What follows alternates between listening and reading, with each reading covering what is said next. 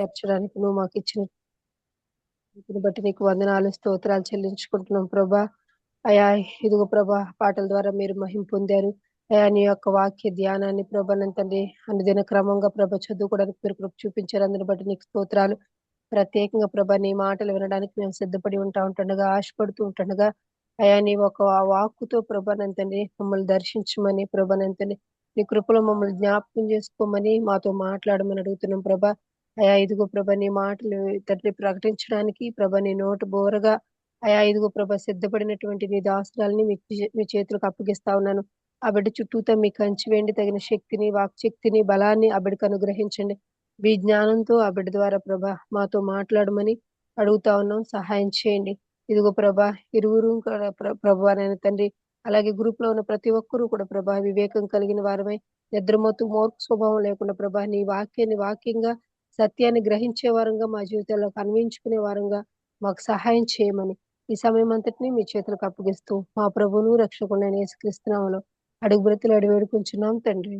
ఆమేన్. ఆమేన్. ఆమేన్. హల్లెలూయా. Praise the lord. Thank you so much అక్క. ఝాన్సీ అక్క ప్లీజ్. అందరికీ గుడ్ మార్నింగ్ అండి.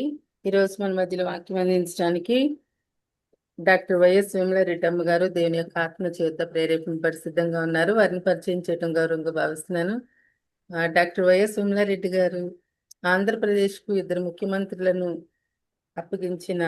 అందించిన కుటుంబములకు చెందిన వారు. జమీందారీ కుటుంబమునకు కోడలుగా ఉన్న విమల గారు వారి జీవితంలో పెందలాడే ప్రభువైన యేసుక్రీస్తు యొక్క ఔన్నత్య గుణాతిశయములను లోతుగా గ్రహించారు.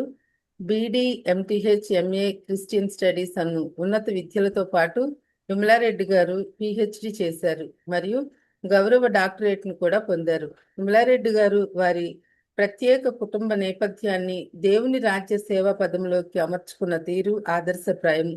ప్రస్తుతం వారు TCEEFI అను సంస్థకు అధ్యక్షురాలిగా మరియు హగ్గ ఇండియాకు ఉపాధ్యక్షురాలుగా సేవలందిస్తున్నారు. వాక్యాన్ని చక్క చెప్తా ఉంటారు. దయచేసి అందరూ మ్యూట్లోనే ఉంటూ రాసుకున్న అలవాటు ఉన్న వాళ్ళు దయచేసి వాక్యం రాసుకోవాల్సిందిగా కోరుతూ వారిని ప్రేమతో ఆహ్వానిస్తున్నాను. Good morning madam. Welcome madam. Good morning Jhansi. Thank you అందరికి, జాన్సన్ గారు, బాబీ గారు అందరికి కూడా థ్యాంక్ యూ. చిన్న ప్రార్థన చేసుకుందాం. దయమేడ యేసునాయన స్తోత్రం ప్రభా. ఈ ఉదయకాలంన ఈ ప్లాట్ఫామ్ ద్వారా మీ వాక్యాన్ని ధ్యానించుకోవడానికి ఇచ్చిన అవకాశాన్ని బట్టి మీకు స్తోత్రం నాయన. మీరే నా ద్వారా మాట్లాడమని, మాకు అవసరమైన వాక్యాన్ని దయచేయమని యేసుక్రీస్తు నామమున వేడుకుంటున్నాను తండ్రి. ఆమేన్. ఈరోజు మన అంశం ఏంటంటే అపజయం, ఫెయిల్యూర్. గడిచిన సంవత్సరంలో మనకి ఎన్నో ఫెయిల్యూర్స్ ఎదుర్కొని ఉంటాము, అపజయాలు. కానీ అపజయం అనేది అంతం కాదు, అది బిగినింగ్ ఆఫ్ సంథింగ్ ఎల్స్ అని మనం అర్థం చేసుకోవాలి. చాలా మటుకు అపజయాలతో డిస్కరేజ్ అయ్యి ఉంటారు, డిసప్పాయింట్ అయ్యి ఉంటారు. ఆ డిస్కరేజ్మెంట్ అనేది అపవాది మన మనసులో వేసే ఒక భావం, అదొక ఆయుధం యాక్చువల్గా అతనికి. అందుకని మనము దానికి లోబడకుండా అపజయం వల్ల మనకు ఏం నేర్పిస్తున్నాడు దేవుడు అనే విషయం కూడా మనం చూసుకోవాలి. ఇంతకుముందు యాకోబు పత్రిక 1వ అధ్యాయం చదివాం కదా బైబిల్ రీడింగ్ లో. ఆ టైంలో మీరు నోటీస్ చేసి ఉంటారు, 3-4 వచనాలు మీరు చూస్తే దాంట్లో ఏముంది, మీరు శ్రమలు వచ్చినప్పుడు ఆనందించండి, ఎందుకంటే శ్రమల ద్వారా, అపజయాల ద్వారా మీరు కొత్త నేర్చుకుంటారు, దానివల్ల మీకు సంపూర్ణతలోకి వెళ్తారు అని యాకోబు అంటున్నాడు. సంపూర్ణులు అనునాంగులు అన్నట్టుగా, మీరు అనునాంగులు అంటే ఏ లోపము లేకుండా ఉండే వ్యక్తి, అలాగ తయారవుతారు మీరు. అందుకని అపజయాలు భయపడద్దండి అని యాకోబు చెప్తున్నాడు. మరి ఈ అపజయాల గురించి ఆలోచిస్తూ ఉన్నప్పుడు ఒకసారి ఒక చీమను ఎప్పుడైనా చూసారా మీరు? చూసింటారులే, కానీ అది పడే ప్రయత్నం మీరు ఎప్పుడైనా చూస్తుంటే చాలా ఆశ్చర్యపోతారు. ఒక బియ్యం గింజ కానీ లేకపోతే ఏదైనా పెద్ద వస్తువు అది మోయలేకుండా ఉన్నంత పెద్దది మోస్తుంది చీమ. దానికి ఇతర చీమలు కూడా సహాయం చేస్తాయి. ఆ విధంగా ఒక చీమను చూస్తా ఉంటే ఇంత పెద్ద అంటే మనిషి కాదులే, ఆ చీమ ఇంత ఉంటుంది, దానికంటే చాలా పెద్ద వస్తువును కానీ ఆహారమే మెయిన్గా ఆహారం మోసుకుంటూ ఉంటుంది. కింద పడితే మళ్ళీ ఎత్తుకుంటుంది, మళ్ళీ మిగతా వాళ్ళని పిలుస్తుంది. ఇట్లా కష్టపడి దాన్ని ఆహారం సేకరించుకుంటుంది. కానీ ఎప్పుడు పడిపోయిందే అని భయపడదు, ముందుకు పోతానే ఉంటుంది. మనం కూడా నేచర్ నుంచి కూడా మనం నేర్చుకోవాల్సినవి చాలా ఉన్నాయి. చీమ నుంచి కూడా ప్రయత్నం, అంటే పడిపోకుండా మళ్ళీ ముందుకు వెళ్ళాలి. ఈ మధ్య యూట్యూబ్లో ఒక ఐఏఎస్ ఆఫీసర్ గురించి చాలా చాలా చెప్తూ ఉన్నారు. అతని సాక్ష్యం, ఒక అన్యుడు, ఒక సెక్యులర్ వరల్డ్లో ఉండే ఒక అన్యుడు చెప్పిన సాక్ష్యం వింటూ ఉంటే చాలా ఆశ్చర్యం అనిపిస్తుంది. అతను సాఫ్ట్వేర్ ఇంజనీరు, కానీ ఐఏఎస్ చేయాలని చెప్పి 3 ప్రయత్నాలు చేశాడంట, 3 ఫెయిల్ అయినాడట. అంతటితో అందరూ డిస్కరేజ్ చేస్తే ఆయన మాత్రము 4th టైం కూడా ట్రై చేసి చాలా మంచి స్కోర్, మంచి ర్యాంక్తో ఐఏఎస్ ఆఫీసర్గా ఇప్పుడు ఆంధ్రాలోనే సెటిల్ అయ్యాడు. అతన్ని కథ వింటూ ఉంటే అతను 4th ఇయర్ ఏం చేశాడంటే, తనని ఎప్పుడు క్రిటిసైజ్ చేసే వాళ్ళ దగ్గరికి వెళ్ళి ఏం తప్పులు ఉన్నాయి అని తెలుసుకున్నాడు. అంటే ఒకరేమో హ్యాండ్ రైటింగ్ బాగాలేదని, ఒకరు నీ వే ఆఫ్ టాకింగ్ బాగాలేదని అట్లా చెప్తుంటే ఏమున్నాయని నేర్చుకొని, ఒక సెక్యులర్ వరల్డ్లో ఉండేవాడు అంత కష్టపడుతుంటే, మనం దేవుని బిడ్డలము, దేవుని ప్రపంచాన్ని, అంటే మనము డ్యూయల్ సిటిజన్షిప్ కలిగి ఉన్నాం. మనం పరలోక వాసులము, ఇహలోకంలో ఉంటూ పరలోకాన్ని రిప్రజెంట్ చేసేవాళ్ళం. మరి మనము పరలోకం పోవడానికి ఎంత కష్టపడాలి? ఒక సెక్యులర్ వ్యక్తి అంతగా కష్టపడుతుంటే మనం ఎందుకు నిరుత్సాహపడి వెనక్కి వెళ్ళిపోవాలి? ఒక పెద్ద తప్పు ఏదైనా చేసామనుకోండి, ఒక గొప్ప అపజయం ఏదైనా వస్తే ఇంకా చేత కాదులే, ఇంకా లాభం లేదు అనేదానికి వీల్లేదు. మనము అపజయం పొందడం సరైనది అని నేను అంటలేదు, కానీ దానివల్ల మన పట్ల దేవునికి ఉన్న ప్రేమ కృపలను గొప్పగా చూపించడానికి ఒక అవకాశంగా భావించవచ్చు. ఈ మాట ఎప్పుడైనా ఆలోచించారా? మనకి ఎప్పుడైనా అపజయం వస్తే దానివల్ల దేవుడు మహింపరచబడతాడు. మీకు బైబిల్లో ఒక సంఘటన గుర్తుంది కదా, పుట్టుగుడ్డి వాడిని బాగు చేయడం. యోహాను 9లో ఉంటుంది ఆ ఇన్సిడెంట్. అతన్ని గురించి శిష్యులు అడుగుతారు యేసు ప్రభుని, ఎందుకు అతను గుడ్డివాడిగా పుట్టాడు? అతను చేసిన పాపమా, వాళ్ళ తల్లిదండ్రులు చేసిన పాపమా అంటే యేసు ప్రభు ఏమంటాడు, ఎవరు పాపం చేయలేదు, కానీ దేవుని మహిమార్థం జరిగింది అని. అదేవిధంగా మన అపజయాలు కూడా దేవుని మహిమార్థం జరిగినాయి అని కొన్ని సందర్భాల్లో అనుకోవచ్చు. ఎందుకంటే దేవుని ప్రేమ, దేవుడు మనల్ని ఎంత తప్పు చేసినా కూడా మనం క్షమాపణ అడిగితే ఆయన క్షమిస్తాడు, మనల్ని తిరిగి విజయం వైపు తీసుకెళ్తాడు అని అందరిలో మనం రుజువు చేయగలగాలి. అదే దేవుని మహింపరచడం అంటే. మరి ఈ అపజయాల గురించి మనము చాలా నేర్చుకోవాల్సి ఉంది.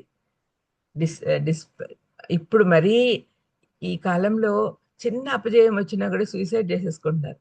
దయచేసి అలా చేయొద్దండి. ముఖ్యంగా పిల్లలు, స్టూడెంట్స్ మార్కులు తక్కువ వస్తే తాము చంపుకోవడము, లేకపోతే స్త్రీలు వాళ్ళ కుటుంబాల్లో ఏమైనా సమస్యలు వచ్చినప్పుడు చనిపోవడము, ఇట్లాంటివి చాలా జరుగుతున్నాయి. ఇదంతా తప్పు అని మనం తెలుసుకోవాలి.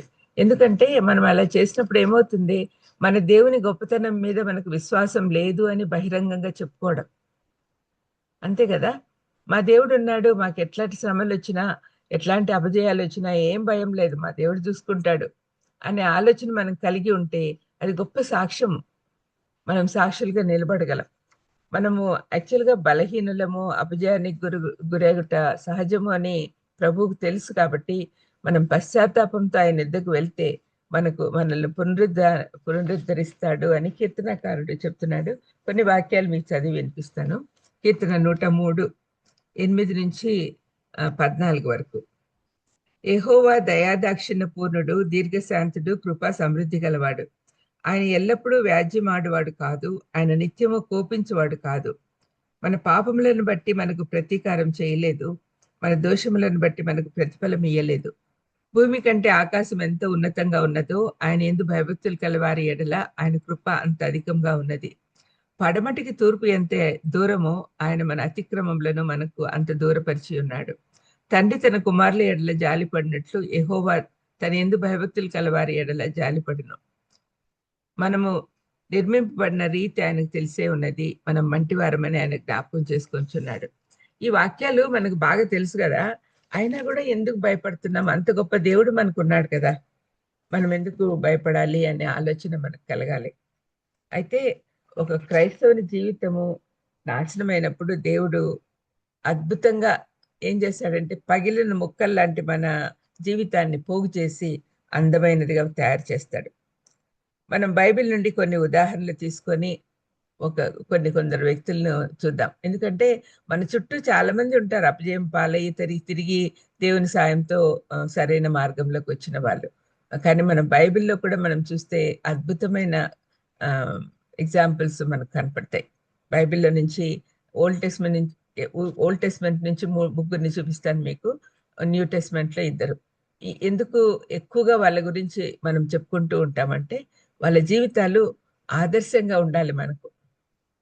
బైబిల్లో ఎవరి పేరు ఉన్నా కూడా అది మనకు మాదిరి అవ్వాలి.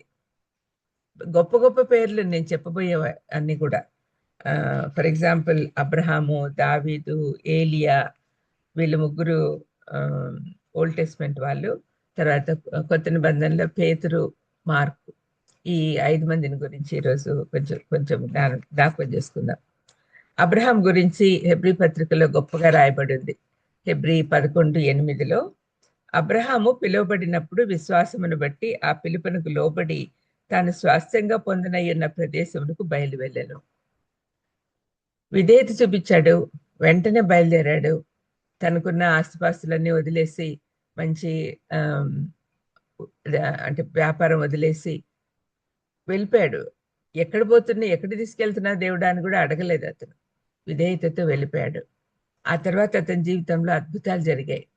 అయితే అతను కూడా విశ్వాసులకు తండ్రిగా పిలిపించుకునే అబ్రహాం కూడా తప్పులు చేశాడు అనే విషయము మనకు కొంచెం ధైర్యం ఇస్తుంది. అంత గొప్పలే తప్పులు చేస్తుంటే మనమేంటి, మనకు కూడా అపజయాలు అవి రావడం సహజమే కదా అని అనుకుంటాం. ఇక్కడ అబ్రహాం చేసిన తప్పులు మనం జ్ఞాపకం చేసుకుంటే మొదటి తప్పు ఏం చేశాడంటే కరువు వచ్చినప్పుడు దేవుడిని అడగకుండా ఐగుప్తు దేశానికి వెళ్ళిపోయాడు. ఐగుప్తీయులు ఎప్పుడు కూడా ఇజ్రాయేళ్లకు శత్రువులే. ఐగుప్తు బానిసత్వం నుంచి కదా ఇజ్రాయేలీలను బయట తీసుకొచ్చింది దేవుడు. వీళ్ళకి అందరికీ ధర్మశాస్త్రం బాగా తెలుసు, అయినా కూడా దేవుణ్ణి అడగకుండా ఐగుప్తుకి వెళ్ళిపోయాడు. ఐగుప్తులో వెళ్ళినప్పుడు అతను చేసిన తప్పేమంటే 12వ అధ్యాయం మీరు చదవండి, దాంట్లో కనపడుతుంది. అక్కడికి పోయినప్పుడు అతడు ఐగుప్తులో ప్రవేశించుటకు సమీపించినప్పుడు అతను తన భార్య అయిన సారాతో ఏమన్నాడంటే, ఇదిగో నువ్వు చక్కని దానవని ఎరుగుదును, ఐగుప్తీయులు నిన్ను చూసి ఈమె అతని భార్య అని చెప్పి నన్ను చంపి నిన్ను బతుకనిచ్చెదరు. నీ వల్ల నాకు మేలు కలుగునట్లు, నిన్ను బట్టి నేను బతుకున్నట్లు నువ్వు నా సహోదరి అని చేసి చెప్పు అంటున్నాడు. తర్వాత జరిగిన సంగతులన్నీ మనకు తెలుసు. ఫరో తీసుకెళ్తాడు, మళ్ళీ అతనికి దేవుడు చెప్పినందువల్ల ఆమెను వదిలిపెడతాడు. అయితే ఆమెతో పాటు అబ్రహాంకు చాలా ఆస్తిపాస్తులన్నీ ఇచ్చేస్తాడు. ఆ టైంలోనే హాగర్ కూడా వీళ్ళ ఫ్యామిలీలోకి వచ్చింది అని మనం తెలుసుకోవాలి. ఇట్లా తను తప్పు చేశాడు. ఏం తప్పు? అబద్ధం చెప్పాడు. తాను కాపాడుకోవడానికని భార్యతో అబద్ధం చెప్పించాడు. అంటే అది దేవుని మార్గంలో వెళ్తున్నప్పుడు అపజయమే కదా. దేవుని మీద పూర్తిగా విశ్వాసం ఉంచే వాళ్ళు కొన్నిసార్లు తప్పులు చేస్తూ ఉంటారు. ఇంకొకసారి కూడా తప్పు చేస్తాడు, తర్వాత కూడా ఒకసారి. తర్వాత ఇంకొక తప్పు ఏమంటే హాగర్ని పెళ్లి చేసుకోవడం. భార్య చెప్పింది అంటే దేవుడు తప్పనిసరిగా మీకు వంశంలో మీ గర్భంలోనే వాగ్దాన పుత్రుడిని ఇస్తానని చెప్పినా కూడా అతడు భార్య మాట విని హాగర్ని వివాహం చేసుకుంటాడు. అది 16వ అధ్యాయంలో కనపడుతుంది. 16వ అధ్యాయంలో హాగర్ని పెళ్లి చేసుకోమని చెప్పంగానే హాగర్తో కూడా ఒక పుత్రుడు మనకు కంటే అది ఆ టైంలో అలవాటు. అది బానిసల్ని వాళ్ళ దగ్గర, యజమానుల దగ్గరికి పంపించి వాళ్ళతో పుట్టిన బిడ్డల్ని వీళ్ళు సొంతం చేసుకుంటారు.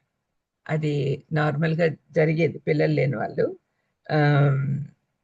మరి ఆ విధంగా చేసిన తర్వాత ఏమైందో కూడా మీకు తెలుసు.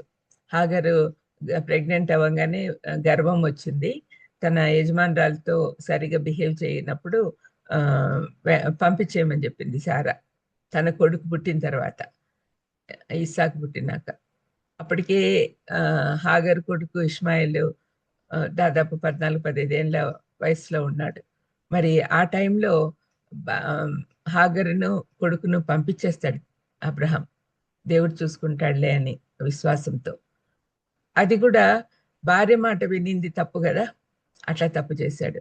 ఇలాగా చేసినా కూడా దేవుడు తనని కరుణించాడు. అతను ఎంత గొప్పగా ఆశీర్వదించబడ్డాడు. ఈనాడు ఇజ్రాయేలీలు అంటే అబ్రహాం సంతానమే అంటారు. మరి అబ్రహాంకు దేవుడిచ్చిన వాగ్దానాలన్నీ నెరవేరుస్తూ ఉన్నాడు దేవుడు. దేవుడు ఎప్పుడైనా కూడా మనము గుర్తుపెట్టుకోవాలి, ఒక ఎవరైనా తప్పు చేసి అపజయం పాలై తిరిగి దేవుని సన్నిధికి వస్తే తప్పనిసరిగా విజయ పదంలోకి తీసుకెళ్తాడు దేవుడు. అంతేకాకుండా వాళ్ళని అద్భుతంగా వాడుకుంటాడు కూడా. Restored believer will be useful for service for Christ in the future. ఇక్కడ అబ్రహాం ఏంటి, మొత్తము క్రిస్టియన్ వరల్డ్కే అతను తండ్రి అయిపోయినాడు. విశ్వాసులందరూ కూడా రక్త సంబంధం లేకున్నా కూడా అబ్రహాం సంతానం అని పిలువబడుతున్నారు. ఇజ్రాయేలీలు, యూదులు ఎక్కడున్నా కూడా వాళ్ళు షైన్ అవుతున్నారు, వాళ్ళు స్పెషల్గా ఉంటున్నారు. చోజన్ పీపుల్ అని చెప్పి వాళ్ళని పిలుస్తూ ఉన్నారు. అంత అద్భుతంగా దేవుడు రెస్టోర్ చేశాడు అబ్రహాంను. తప్పులు చేయడం సహజమే.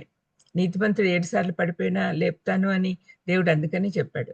మనము అపజయం పాలయ్యి నిరుత్సాహపడకుండా, మన దేవుడు మనకున్నాడు, తప్పు చేశాము, పడిపోయాము, కానీ తిరిగి దేవుని సన్నిధికి వెళ్తే మనకు విజయం వస్తుంది, క్రీస్తులోనే విజయం మనకు ఉంది, క్రీస్తును మనం కలిగి ఉంటే మనకు జీవితం అంతా విజయం సాధించుకోవచ్చు అనే విశ్వాసం మనలోకి రావాలి.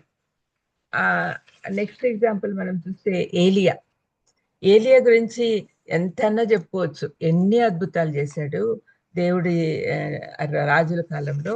మరి ఆ టైంలో ఒకసారి మొదటి రాజులు 18వ అధ్యాయం మనం చూస్తే ఎంత గొప్పగా ఛాలెంజ్ చేశాడు. బయలు ప్రవక్తలతో చేసిన ఛాలెంజ్ మన దేవుని గొప్పతనం ప్రూవ్ చేశాడు.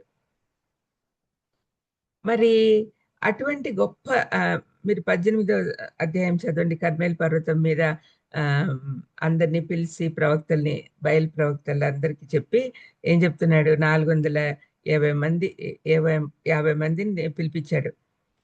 మాకు 2 ఎడ్లని ఇడి, వారు వాటిలో ఒకదాన్ని కోరుకుని, అంటే వాళ్ళకు ఒక ఎడ్లు ఇస్తే దాన్ని బలిగా ఇస్తారు, వాళ్ళ బయలుదేవతకి ఇస్తారు, నేను నా దేవుడికి ఇస్తాను, ఏ దేవుడు గొప్పలో చూద్దామని చెప్పి ఛాలెంజ్ అనమాట. తర్వాత వాళ్ళేమో బలి అర్పిస్తారు, అక్కడ ఏమి అగ్ని దిగిరాదు. కానీ ఏలియా ప్రవక్త బలి అర్పించేదానికి ఎడ్లను అక్కడ పెట్టిన తర్వాత ఎక్కడ బలిపీఠం గంతులు వేయి మొదలు పెట్టారంట వాళ్ళు. అది అప్పుడేమో కాలేదు. తర్వాత ఏలియా చెప్పగానే వాళ్ళు అదంతా చేశారు. ఆ కర్రలన్నీ పేర్చారు. ఎంత నీట్గా అన్ని అంటే సీన్ బై సీన్ అన్ని కూడా వివరించారు చూడండి. తర్వాత ఆ బలిపీఠం మీద నీళ్లు పోయమన్నాడు, అన్ని నీళ్లు పోసారు. ఆ తర్వాత ఈయన ప్రార్థన చేయగానే అగ్ని వచ్చి మొత్తం బలిపీఠం మీద ఉండే ఎద్దును కాల్చేస్తుంది అనమాట. మరి అప్పుడు దేవుడి గొప్పతనం చూపిస్తున్నాడు అనమాట. తర్వాత ఆ బయలుదేవతల వాళ్ళ పూజారులందరినీ చంపేస్తాడు. అది విన్న యెజబెలు కోపం వచ్చేసింది.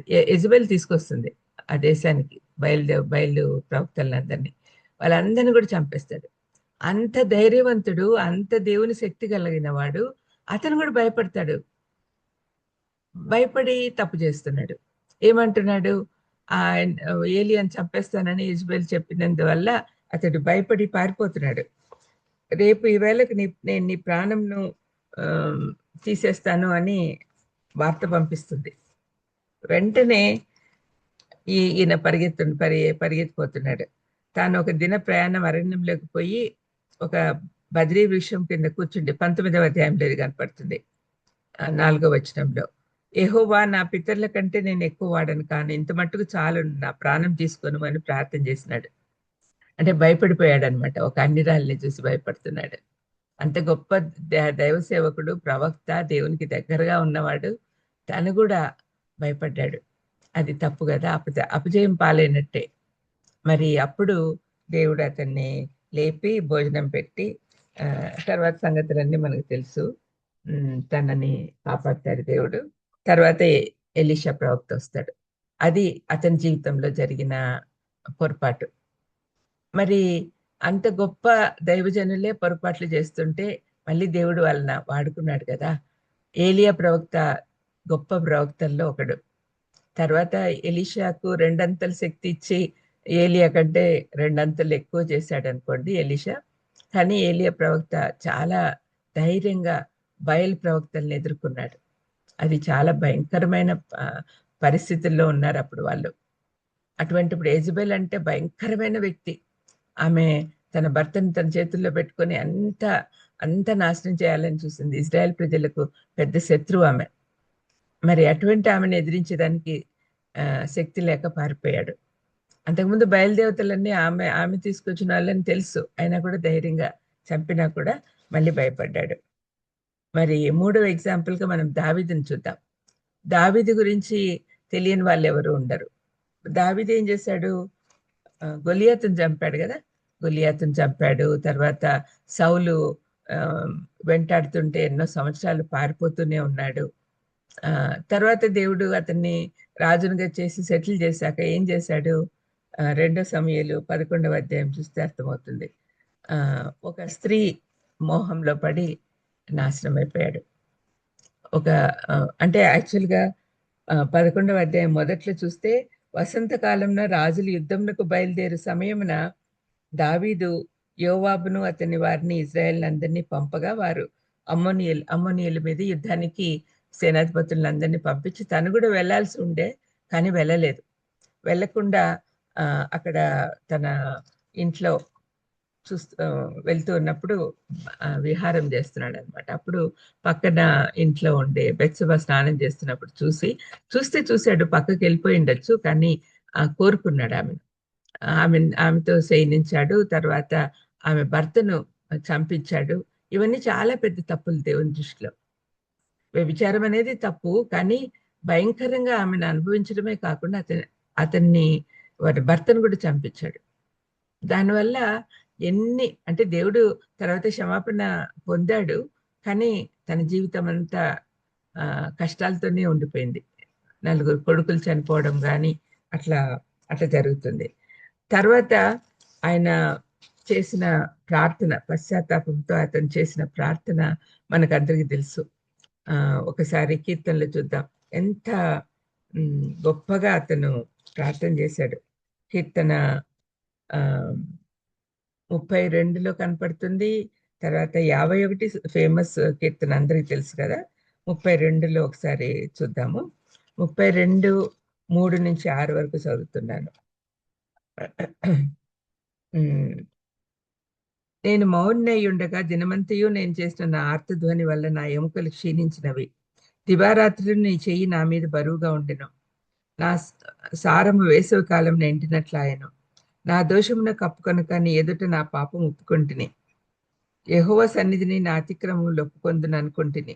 నువ్వు నా పాప దోషమును పరిహరించి ఉన్నావు అని చెప్పి ప్రార్థన చేస్తున్నాడు.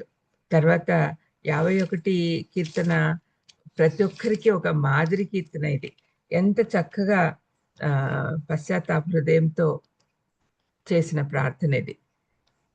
51 అంతా చదవండి, ఎంతో చక్కగా ఉంటుంది. నా దోషం పోనట్టు నన్ను బాగా కడుగు, నా పాపం పోనట్టు నన్ను పవిత్రపరచు. నీకు కేవలం నీకే విరోధంగా నేను పాపం చేసి ఉన్నాను. పాపం చేసిన వాళ్ళు, తప్పిపోయిన వాళ్ళు అందరూ చేయాల్సిన ప్రార్థన ఇది. మనము ఎప్పుడైతే మన తప్పులు మనం కనుక్కుంటామో అప్పుడు కానీ బాగుపడం.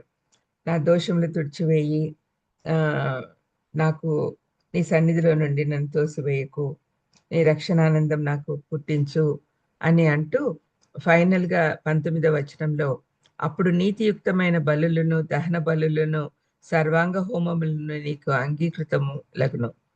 అప్పుడు జనులు నీ బలిపీఠం మీద కోడలు నర్పించెదరు అని అంటున్నాడు.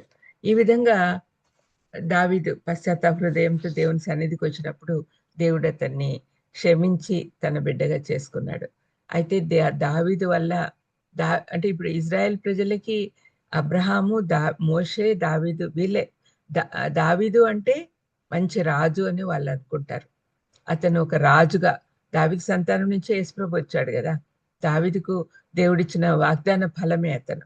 2 Samuel 7లో కనపడుతుంది. మరి ఈ విధంగా దేవుడు చేసిన వాగ్దానం నెరవేర్చడానికి వీళ్ళిద్దరిని వాడుకున్నాడు. చూడండి, అబ్రహాంను వాడుకున్నాడు, అబ్రహాం చేసిన వాగ్దానాలు నెరవేర్చాడు. దేవుడు వాగ్దానం చేసిన వాడు నమ్మదగినవాడు.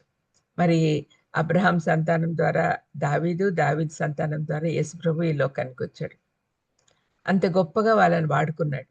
వాళ్ళు తప్పులు చేశారని వాళ్ళని వదిలిపెట్టలా. దేవుడి ప్రణాళికలో ఉన్న వాళ్ళని పొరపాట్లు చేసి పడిపోయినా కూడా తిరిగి లేపుతాడు దేవుడు.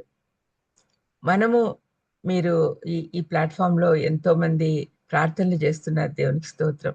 మరి మీ జీవితంలో కూడా ఎన్ని అపజయాలు వచ్చినా కూడా దయచేసి, ప్రతి కుటుంబంలో కూడా ఏదో ఒకటి ఉంటుంది.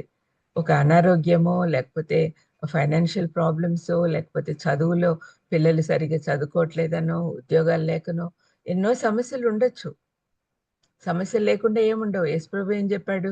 నేను మీరు తప్పనిసరిగా శ్రమ పొందాలి, కానీ నేను ఉంటాను మీతో పాటు అని చెప్పాడు కదా. మరి అటువంటి ధైర్యంతో మనం ముందుకు సాగాలి.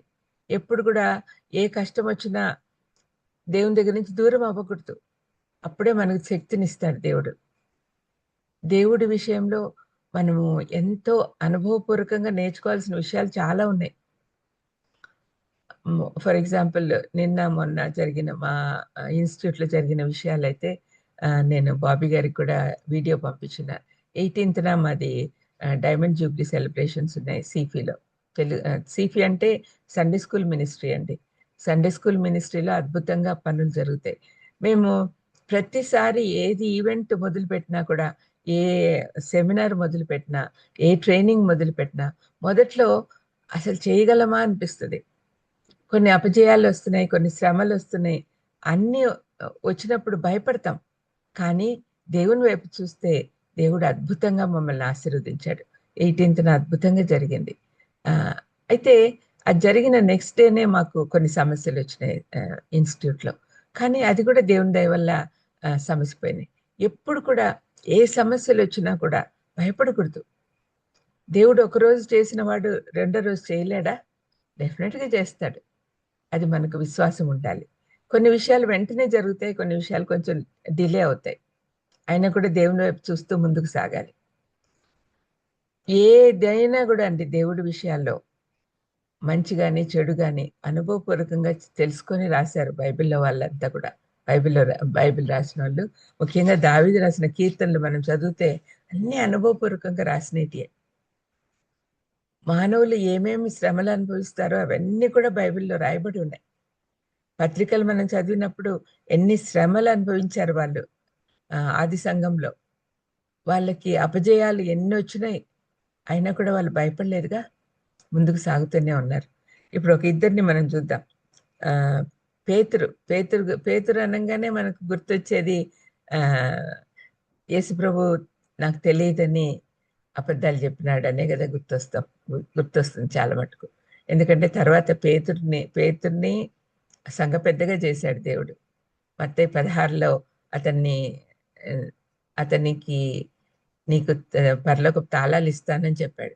నువ్వు ఎవరినైతే లోపలికి పంపించాలనుకుంటే వాళ్ళని పంపించవచ్చు అని చెప్పి అట్లా గ్యారంటీ ఇచ్చాడు. సంఘ పెద్దగా అతన్ని చేస్తాను అని చెప్పి వాగ్దానం చేశాడు. అయితే అతను కూడా తప్పు చేసినాడు అనే సంగతి మనం అర్థం చేసుకోవాలి. 3.5 సంవత్సరాలు యేసుప్రభుతో కలిసి తిరిగి, యేసుప్రభు దేవుని కుమారుడని నోటితో ఒప్పుకున్నాడు, కానీ మనసులో ఒప్పుకోలే. 16వ అధ్యాయంలో అదే కనపడుతుంది. అట్లా ఒప్పుకున్నప్పుడు యేసుప్రభు సంతోషించి, ఇది దేవుడు నీకు ఇచ్చిన నాలెడ్జ్, సొంతంగా వచ్చినది కాదు అని చెప్తాడు. మరి అటువంటి వాడు అయితే యేసుప్రభు మన మేడగదిలో సిలువకు పోకముందు వాళ్ళందరూ కూర్చొని ఆయన బోధిస్తూ ఉన్నప్పుడు యేసుప్రభు చెప్తాడు, మీరందరూ నన్ను అరెస్ట్ చేసినప్పుడు పారిపోతారు అని చెప్తే, అమ్మో నేను మాత్రం పోను, నిన్ను వదిలిపెట్టి పోను అని డంబాలు చెప్తాడు. తర్వాత ఏమైంది? యేసుప్రభు చెప్తాడు, కోడి 2 సార్లు కోయక ముందే కుయ్యకు ముందే నువ్వు నన్ను ఎరగనని ముమ్మారు చెప్తావు అని చెప్పాడు. అదే జరిగింది కదా. మరి ఒకసారి మార్కు సువార్త చూద్దాం. మార్కు సువార్త 14వ అధ్యాయంలో ఈ విషయాలన్నీ మనం చూడొచ్చు.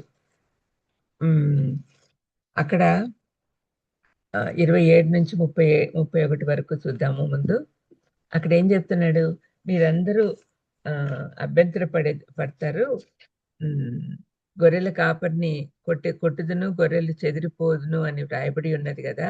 అయితే నేను లేచిన తర్వాత మీకంటే ముందుగా గలిలయలోనికి వెళ్ళేదును నేను.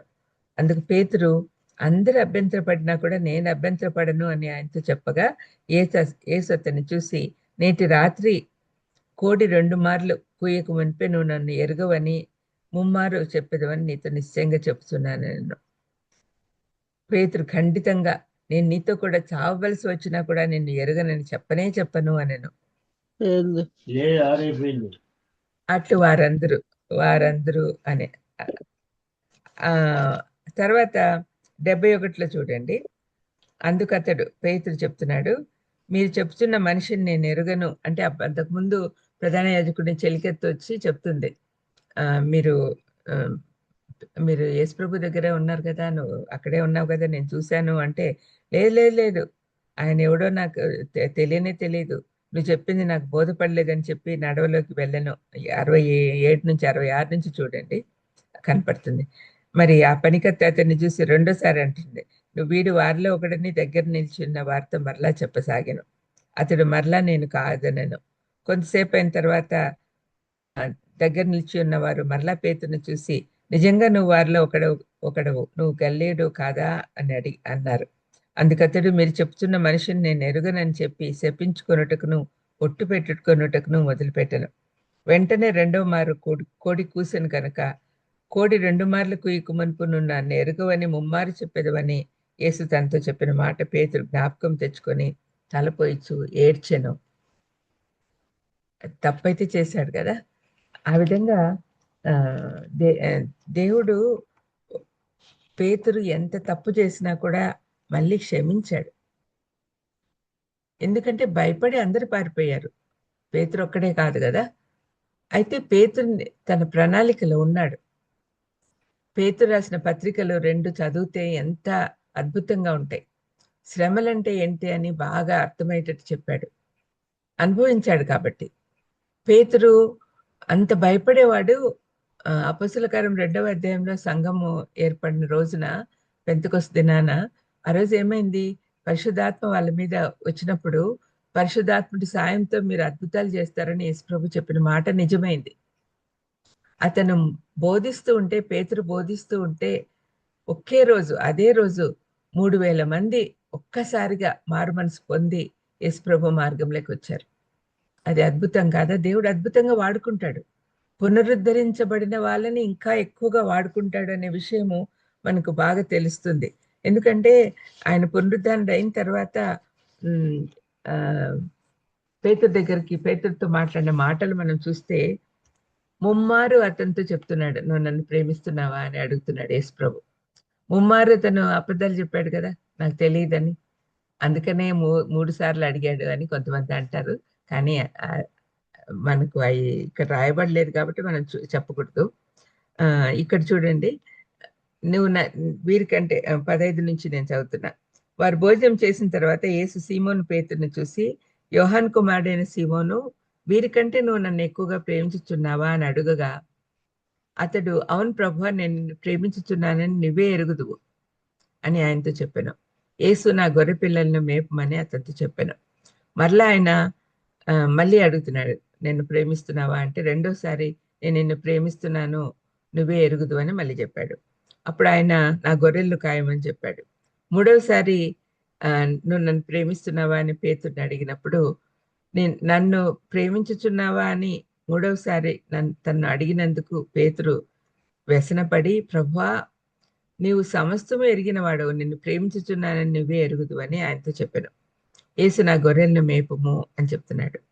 ఇక్కడ ఈ ప్రేమ అనేది మొదటి కేటగిరీ అగాపే లవ్ అని మనకు తెలుసు. అంటే స్వార్థం లేని ప్రేమ, ఏమి ఎక్స్పెక్ట్ చేయకుండా ప్రేమ. రెండవది ఫిలియో అనే ప్రేమ. అది యేసు పేతురును అడిగింది. ఫస్ట్ టైప్ ఆఫ్ లవ్ కావాలని అడిగాడు, కానీ పేతురు రెండో టైప్ ఆఫ్ లవ్ ఇస్తానంటున్నాడు. ఫిలియో అంటే స్నేహితుల మధ్య ఉండే ప్రేమ. అంతకంటే నేను ఇంకెక్కువ ప్రేమించలేను అని చెప్తున్నట్టుగా అనిపిస్తుంది. అంతకంటే ఎక్కువగా తను ప్రేమించలేను అని కూడా ఒప్పుకుంటున్నాడు పేతురు మూడోసారి. అది ఆ విధంగా దేవుడు పేతుర్ని మళ్ళీ, నువ్వు పర్వాలేదులే, నువ్వు తప్పు చేసినావు సరే, కానీ నేను క్షమించాను, నిన్ను పునరుద్ధరిస్తున్నాను, నువ్వు నా గొర్రెల్ని మేపు, నా గొర్రె పిల్లల్ని మేపు అని యేసు ప్రభు పేతురుతో చెప్తూ ఉన్నాడు. పేతుర్ని అద్భుతంగా వాడుకున్నాడు దేవుడు. పేతుర్ని సంఘ పెద్దగా చేయడమే కాకుండా పేతురు ద్వారా అనేక మంది యేసు ప్రభు మార్గంలోకి వచ్చారు. తర్వాత యోహాను, పేతురు వీళ్ళు మాట్లాడుతున్నప్పుడు రెండో సందర్భంగా 5,000 మంది ఒకేసారి మారినారు. ఇట్లాగా సంఘాన్ని అభివృద్ధి చేసుకుంటూ వాళ్ళు ముందుకెళ్లారు. పేతురు తర్వాత యెరూషలేములో సెటిల్ అవుతాడు. ఎక్కడికి అవసరం ఉన్నప్పుడు పోతూనే ఉంటాడు అనమాట. ఆ విధంగా దేవుడు పేతురు ముమ్మారు బొంకినా కూడా అతన్ని క్షమించి అతన్ని విజయం వైపు నడిపించాడు. ఇంకా చివరిగా ఇంకొక వ్యక్తిని గురించి కూడా మనం చూద్దాం. మార్కు గురించి మనకు సువార్త రాసిన మార్కే నేను అతని గురించి చెప్తున్నాను. మార్కు సువార్తలో యేసుప్రభుని అరెస్ట్ చేసినప్పుడు ఒక యవ్వనస్తుడు పారిపోయినాడు అని రాయబడి ఉంది. మీరు చూస్తే అర్థమవుతుంది. 14వ అధ్యాయంలో మార్కు 14 51 నుంచి 52 వరకు. అక్కడ ఒక యవనస్తుడు తన దిగంబర శరీరం మీద నారబట్ట వేసుకుని ఉన్న ఒక పడుచువాడు ఆయన వెంట వెళ్ళుచుండగా వారు అతన్ని పట్టుకొనిరి. అతడు నారబట్ట విడిచి దిగంబరుడై పారిపోయాను అనే విషయము మార్కు గురించే అని చెప్పి దైవజనులు అంటారు. మరి అతని గురించి చాలా చోట్ల అపోస్తుల కార్యంలోనే కనపడుతుంది. మొదటిసారిగా అపోస్తుల కార్యం 11వ అధ్యాయంలో వాళ్ళ ఇంట్లో, అతని పేరు లేదు కానీ వాళ్ళ అమ్మ మరియా వాళ్ళ ఇంట్లో కలిసినట్టుగా మనం కనపడుతుంది. 12:12లో ఇట్లా ఆలోచించుకొని అతడు మార్కు అని మారుపేరు గల యోహాను తల్లి అయిన మరియ ఇంటికి వచ్చెను. అక్కడ అనేకులు ప్రార్థన చేయుచుండేది. పేతురు బంధింపబడి తర్వాత విడుదల పొందిన తర్వాత అక్కడ అతని కోసం ప్రార్థన చేసే వాళ్ళు ఉన్నారు. మరియా అనే ఆమె మార్కు తల్లి. యెరూషలేంలో ఇల్లు కలిగి ఉండి రోదే అనే సేవకురాలు కూడా ఉంది అంటే కొంచెం రిచ్ ఫ్యామిలీ అని అనుకోవచ్చు. పెద్ద ఇల్లు ఉంది, ప్రార్థన చేస్తానికి సౌకర్యంగా ఉంది, అక్కడ వాళ్ళు పనోళ్ళు కూడా ఉన్నారు అంటే ఆ కాలంలో బాగా రిచ్ అనే అర్థం. మరి అటువంటి మరియ కుమారుడు మార్కు. అతన్ని చిన్నతనం నుంచి దేవుని యందు భయభక్తులు కలవానిగా పెంచింది వాళ్ళ తల్లి. తర్వాత పౌలు, బర్నబా ఆమెకు బంధువు. కొంతమంది కజిన్ అంటారు, కొంతమంది సొంత తమ్ముడు అంటారు. వాట్ ఎవర్ ఇట్ ఈస్, వాళ్ళ బంధువులు అనమాట. మరి ఈ మరియ తన కుమారుడిని ప్రోత్సహించి పౌలు, బర్నబాలు ఈ సువార్త ప్రయాణం మొదలుపెట్టినప్పుడు వాళ్ళతో పాటు పంపించింది. చిన్నపిల్లవాడు అయినా కూడా చదువుకొని గొప్పవాడు అవ్వాలి, ఉద్యోగాలు చేసుకోవాలి, లేకపోతే వ్యాపారాలు చేసుకోవాలని ఆలోచించకుండా ఆమె దేవుడి పని కోసమని ఆ పిల్లాన్ని పంపించింది. కానీ ఆ కాలంలో పరిస్థితులు ఇంత అనుకూలంగా లేవు, ప్రతికూలంగా ఉన్నాయి. చిన్నపిల్లవాడు ప్రయాణం చేయాలంటే కష్టము. వాళ్ళు నడిచి వెళ్తూ ఉండేవాళ్ళు. ఇతన్ని ఎంతసేపు వాళ్ళ అమ్మ దగ్గర పెరిగినవాడు, అది కూడా కొంచెం లగ్జరీస్ పెరిగినవాడు కాబట్టి కష్టపడి ఉంటాడు. అందుకని మధ్యలో వెనక్కి వచ్చేస్తాడు వాళ్ళతో ఫాలో అవ్వలేక. అది పౌలుకు చాలా కోపం తెప్పిస్తుంది. ఒకసారి కమిట్ అయినప్పుడు అలాగే ఉండిపోవాలి అని పౌలుకి ఉన్న ఆసక్తి వేరే, మిగతా వాళ్ళకు ఉన్న ఆసక్తి వేరే. మరి చిన్నపిల్లవాడు కాబట్టి ఫాలో అవ్వలేకపోయినాడు. తర్వాత ఎన్నిక వచ్చేసిన తర్వాత సెకండ్ ప్రయాణంలో మళ్ళీ తీసుకెళ్దామని బర్నబా అడిగినప్పుడు పౌలు ఒప్పుకోలే. పౌలుకు బర్నబాకు కోపం వచ్చేసింది. 25వ వచనం 12లో బర్నబాయు పౌలును తమ పరిచర్య నెరవేర్చిన తర్వాత మార్కు అని మారుపేరు గల యోహాన్ని వెంట పెట్టుకుని యెరూషలేము నుండి తిరిగి వచ్చిరి అని ఉంది. తర్వాత 13వ అధ్యాయము లో అంతా కూడా వాళ్ళది ఫస్ట్ ఇదే ఉంది, ఫస్ట్ మెన్షన్ ఆఫ్ మార్క్. తర్వాత 13లో కూడా ఉంది. ఇలాగ చూసుకుంటూ వెళ్తే చాలా విషయాలు అతని గురించి మనకు అర్థమవుతుంది. 13లో అచ్చట యోహాను వారిని విడిచిపెట్టి యెరూషలేముకు తిరిగి వెళ్ళాడు, పంపులి అనే చోట. అక్కడి నుంచి వచ్చేస్తాడు మార్కు. తర్వాత 15వ అధ్యాయంలో మనం చూస్తే 15:38లో ఒకసారి చూద్దాము. ఇక్కడ అయితే పౌలు పంపులియాలో పని కొరకు తమతో కూడా రాక తమను విడిచిన వారిని వెంట పెట్టుకుని పోవట యుక్తము కాదని తలంచెను.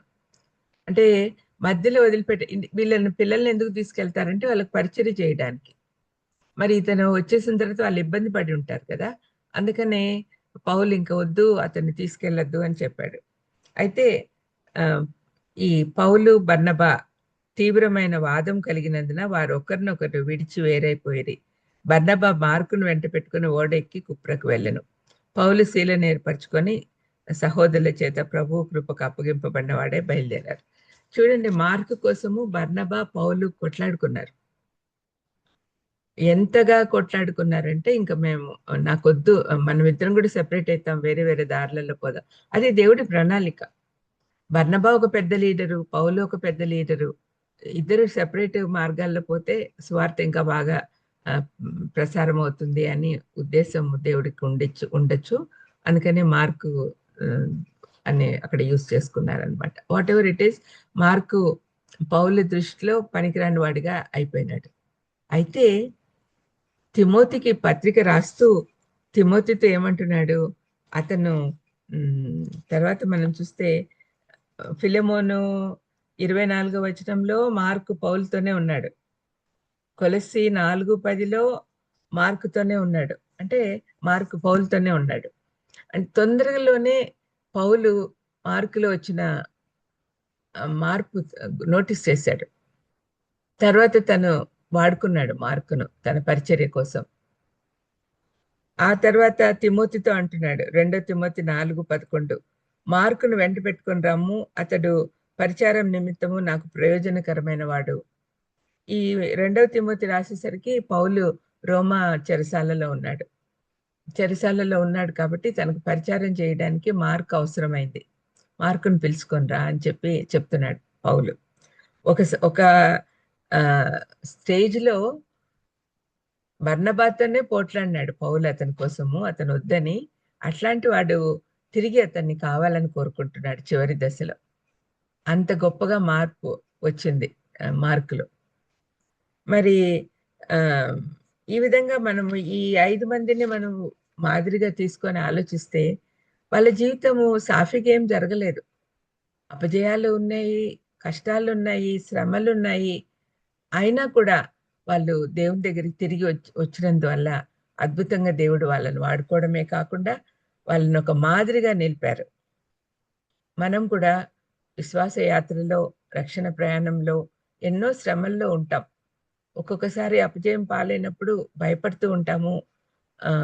ఇంకా మనం చేత కాదులే అని అనుకుంటూ ఉంటాము. కానీ ఒక్కసారి మనం ఇట్లాంటి వాళ్ళని గుర్తు చేసుకుంటే, అబ్రహాం లాంటోడే పడిపోయాడు, దావీదు లాంటోడే పడిపోయాడు, ఏలియా ప్రవక్తగా ఉండి కూడా ఆయన భయపడ్డాడు. మరి పేతురు 3.5 సంవత్సరాలు యేసుప్రభుతో కలిసి తిరిగాడు, అతను కూడా అబద్ధాలు చెప్పాడు, నాకు తెలియదు అన్నాడు, భయపడ్డాడు. మరి మార్కు, నేను పారిపోయి వచ్చాను, నేను చేయలేను అని చెప్పి అటువంటి వాడు కూడా మళ్ళీ మారి వాళ్ళకి ప్రయోజనకారకుడు అయ్యాడు. ఇవన్నీ ఆలోచిస్తే మనం ఎంతటి వారము? మనము చిన్న చిన్న విషయాలకి భయపడి వెనుతిరగకూడదు. ముఖ్యంగా శ్రమలున్న ఈ సమయంలో మనం ధైర్యంగా ముందుకెళ్ళాలి. యెహోవా యందు భయభక్తులు కలిగి ఉండట బహుధైర్యం పుట్టించును అని దేవుని వాక్యం చెప్తా ఉంది. నిజమే, మనం ఎప్పుడు కూడా ధైర్యంగా ముందుకు సాగాలి. అదే దేవుడు మనల నుంచి కోరుకునేది. 2వ రాకడ చాలా సమీపంగా ఉంది కాబట్టి మనము భయంతో కానీ, అపజయము అనే నిరుత్సాహంతో కానీ వెనక పడిపోకుండా ముందుకు సాగాలి. క్రీస్తు వైపు చూస్తూ ముందుకు నడవాలి. పౌల్లాగా నేను నా పరుగు కడముట్టించాను, నాకు కిరీటం వస్తుంది అని సంతోషంగా ముందుకు వెళ్ళాలి. ఆ విధంగా ఉండగలిగే శక్తి మనకు దేవుడు ఇవ్వాలి అని చిన్న ప్రార్థన చేసుకుందాం. దయమేడ ఈశ్వరైన స్తోత్రం ప్రభా. ఈరోజు అపజయము అది ఎండ్ కాదు, it's beginning of new beginning అని చెప్పి మీరు మాకు అర్థమయ్యేటట్టుగా చెప్పారు నాయన. మీకు స్తోత్రం. అపజయం పాలైన వాళ్ళు, శ్రమల్లో ఉన్న వాళ్ళు ఎవరు కూడా నిరుత్సాహపడకుండా ముందుకు సాగేదానికి మాకు కావాల్సిన శక్తిని అనుగ్రహించమని వేడుకొంచున్నాం. ఈ ప్లాట్ఫామ్ ఏర్పాటు చేసిన బాబీని, మిగతా వాలంటీర్స్ అందరినీ కూడా దీవించి ఆశీర్వదించమని యేసుక్రీస్తునామని వేడుకొంచున్నాను తండ్రి. ఆమేన్. God bless you. ఆమేన్. Thank you madam. మరి ఫెయిల్యూర్స్ ద్వారా విజయం ఎలా పొందాలో మరి పాత నిబంధన నుంచి కొత్త నిబంధన నుంచి కొంతమంది భక్తుల్ని మాకు చూపించారు. మనకు అపజయం వస్తే ఆ అపజయం ద్వారా దేవుడు మహిమపరచబడతారని చాలా గొప్ప విషయం చెప్పారు. మరి తప్పు చేసినప్పుడు అబ్రహాము, ఏలియా, దావీదు ఎవరైనా సరే తప్పు చేసినప్పుడు దేవుని దగ్గరికి వచ్చినప్పుడు మరి పశ్చాత్తాపడినప్పుడు, ఒప్పుకున్నప్పుడు వారికి విజయం ఇచ్చి దేవుడు గొప్పగా వాడుకుంటాడని, ఫెయిల్యూర్స్ లో మనం దేవునికి దూరం అవ్వకూడదని, దేవుని మీదే ఆధారపడాలని, మరి భక్తులు పశ్చాత్తాపడి పునరుద్ధరింపబడిన వారిని దేవుడు ఎక్కువగా వాడుకుంటాడని, సంఘాన్ని అభివృద్ధి చేయటంలో కీలక పాత్ర ఎలా పోషించారో, మరి కష్టాలు అపజయాలు ఎన్నొచ్చినా సరే మళ్ళీ దేవుని దగ్గరికి వస్తే దేవుడు మనకు మరి ఆ శక్తిని ఇస్తాడని, మరి మనకు వీళ్ళందరూ మార్గదర్శకులుగా ఉన్నారని, మేము కూడా ధైర్యంగా ముందుకు సాగాలని చాలా చక్కని వర్తమానాన్ని నూతన సంవత్సరాలు ఇచ్చినందుకు వర్చువల్ ప్రేయర్ ఫ్యామిలీ తరఫున మీకు ప్రత్యేక వందనాలు తెలియజేసుకుంటున్నాను. Thank you so much madam. ఎప్పట్లాగానే మేము ఎంకరేజ్ చేయబడ్డాము. మరి ఆత్మీయ ఎదుగుదలలో మాకు ఈ వాక్యం కూడా ఎంతగానో ప్రోత్సాహాన్ని ఇస్తుంది. విన్న వాళ్ళందరము దయచేసి మీ కష్టాలు, మీ ఫెయిల్యూర్స్లో మరి దేవుని మీదే ఆధారపడాలని మరి మేడం చెప్పిన వాక్యాన్ని మనం ఆధారం చేసుకొని ముందుకు వెళ్దామండి. చెప్పబడిన వాక్యం నిమిత్తము ముగింపు ప్రార్థన, పరలోక ప్రార్థన ఆశీర్వాదం ఇవ్వాల్సిందిగా పాస్టర్ తోట బాలస్వామి గారిని కోరుతున్నానండి. ప్రేమ స్వరూపుడు అయిన మా ప్రియ పరలోకపు తండ్రి, నీ ఘనమైన నామమును బట్టి నీకు వందనాలు, స్తోత్రాలు చెల్లిస్తున్నావు నాయనా. అన్ని నామముల కంటే పై నామం కలిగిన మా గొప్ప దేవా, నీకు వందనాలు, స్తోత్రాలు. నీ అపారమైనటువంటి ప్రేమను, నీ కృపను మా మీద కుమ్మరించి అయా గతించిన కాలమంతా కూడా నీ రెక్కల చాటును మమ్మలను భద్రపరిచి మా యొక్క ఆయుష్లో మరి యొక్క నూతనమైనటువంటి దినాన్ని నువ్వు ప్రవేశపెట్టిన విధానం బట్టి నీకు వందనాలు, స్తోత్రాలు. ఈ ఉదయకాల సమయంలో నేను నీ యొక్క శ్రేష్టమైనటువంటి మాటల ద్వారా మేము ప్రోత్సహించబడడానికి నువ్వు ఆడుకున్నటువంటి నీ దాసురాలు విమలారెడ్డి గారిని బట్టి నీకు వందనాలు, స్తోత్రాలు. తన యొక్క సేవా పరిచర్య అంతట్లో కూడా నువ్వు తోడై ఉండి నడిపించమని ప్రార్థిస్తున్నావు. అయా మా బలహీనతలే మా యొక్క విజయానికి కారణాలని ప్రభువా నీ లేఖనము ద్వారా మాకు నైనా వివిధ కోణాలలో ప్రభువా మాకును నైనా ఉపదేశించిన విధానం బట్టి నీకు వందనాలు, స్తోత్రాలు. మానవులమైనటువంటి మేము నైనా శరీరముతో ఉన్నటువంటి మేము తప్పులు చేస్తామని నైనా సమస్తమును ఎరిగినటువంటి దేవుడు నీవు. అయితే మా యొక్క పాపములను, మా తప్పిదములను మేము నైనా ఎప్పుడైతే ఒప్పుకొని నీ యొద్ద క్షమాపణ కోరుకుని నీ వైపుకు తిరుగుతామో అప్పుడు ప్రభువా అత్యున్నతమైనటువంటి స్థితిలోనికి మమ్ములను నీతో పాటు నైనా ఇదిగో కూర్చొండబెట్టడానికి ఇష్టపడుతున్నటువంటి దేవా నీకు వందనాలు, స్తోత్రాలు. అయా మానవులమైనటువంటి మాలో ప్రభువా అనేకమైనటువంటి లోపాలు ఉంటాయి. అయినను కూడా వాటిని మేము నైనా గ్రహించుకొని వాటిని సరిదిద్దుకొని ప్రభువా నీకు సంపూర్ణంగా లోబడేటువంటి భాగ్యాన్ని మా అందరికీ కూడా నువ్వు అనుగ్రహించమని ప్రార్థిస్తున్నాం. ఈ జూమ్ మీటింగ్ లో ప్రభువా ఎందరైతే బిడ్డలు పాల్గొన్నారో, ఎందరైతే నీ మాటలు ఆలకించి ఉన్నారో వారందరిలో కూడా నైనా నీ యొక్క ఆత్మాభిషేకము నైనా నువ్వు అనుగ్రహించి నీ సారూప్యంలోనికి మలతబడులాగున సహాయమును దయచేయండి.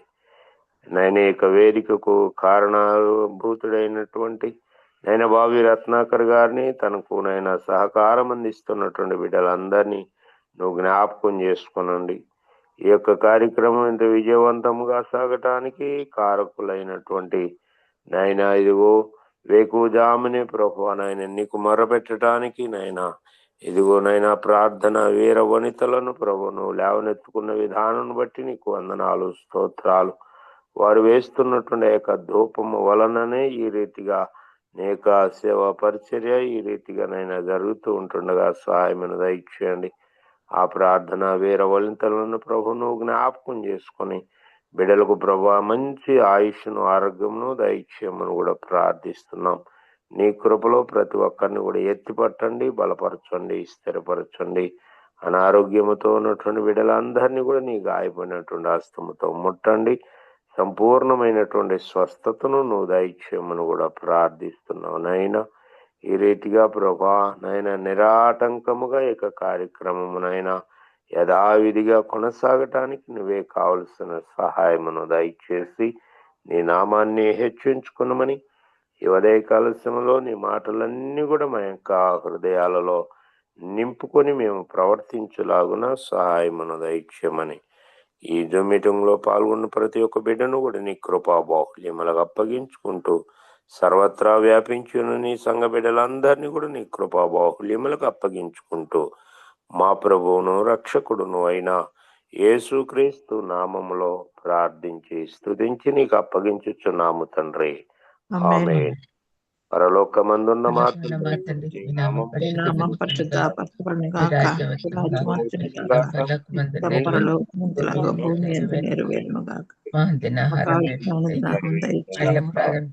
మా యెడల అపరాధము చేయవారిని క్షమించు, మా అపరాధములు క్షమించు, తప్పించు. ప్రకారం ఎందుకంటే రాజ్యం, శక్తి, మహిమ నిరంతరం శోధంలోనికి తెగదుస్తున్న నుంచి తప్పించండి. ఎందుకనగా రాజ్యము, శక్తి, మహిమ నిరంతరము నీవై ఉన్నావు తండ్రి. ఆమేన్. మన తండ్రి అయిన దేవుని ప్రేమ, కుమారుడైన యేసుక్రీస్తు వారి కృప, పరిశుద్ధాత్మిక నిత్య సహవాసము, సన్నిధి, కాపుదల జూమ్ మీటింగ్ లో పాల్గొన్నటువంటి ప్రతి ఒక్క బిడ్డకును, వాక్య పరిచర్య చేసినటువంటి నిదాసుకును, ఇందుకు కారకులైనటువంటి బాబీ రత్నగర్ గారికి, కోరుకము అందరికి సదా తోడై నడిపించును గాక. ఆమేన్. ఆమేన్. ఆమేన్. Praise lord. అందరికి వందనాలు. ఆమేన్. Praise the lord. ఆమేన్. ప్రార్థించిన పాస్టర్ తోట బాలసింహ గారికి, వాక్యం అందించిన వైశ్వంలరెడ్డి గారికి ప్రత్యేక వందనాలు తెలియజేసుకుంటూ ముగించుకుందామండి. హ్యావ్ ఎ నైస్ డే అండి. థ్యాంక్ యూ అండి, జాయిన్ అయిన మీ అందరికి కూడా వందనాలు. ప్రైజ్ లార్డ్ అండి.